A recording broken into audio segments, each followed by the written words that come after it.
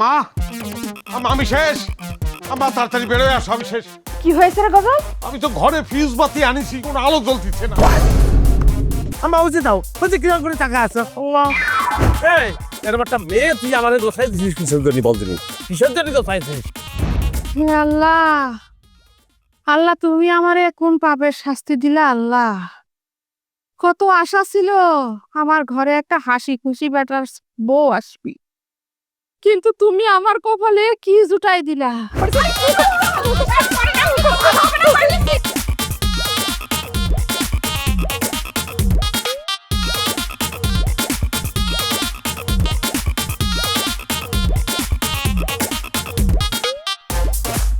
গোল পারো বিয়ে। ধন্যবাদ। ধন্যবাদটা ঠোঁটের কোনায় একটু হাসি দিয়ে বললি বলে কি হয়? আমার তো মনে হচ্ছে ওর ঘরে জিন ভূত বলে কিছু আছে। যে আমার এই যে এইটা নিয়ে যা, তো এখন নিয়ে যা, আর তোরটা আমার দিয়ে যা। শর্ট টাইমের ভিতরে কাজটা সেরে ফেলি, চল।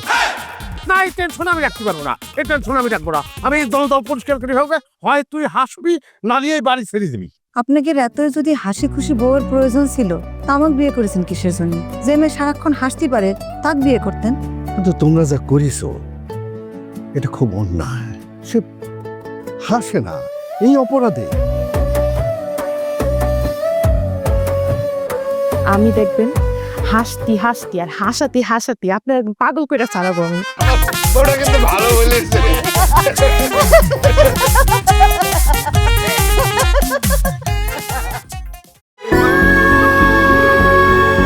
নারীর শরীরের সাথে মানানসই স্বল্পমাত্রার জন্মবিরতিকরণ পিল ফেমিকন, যেন কাশফুলের নরম ছোঁয়া।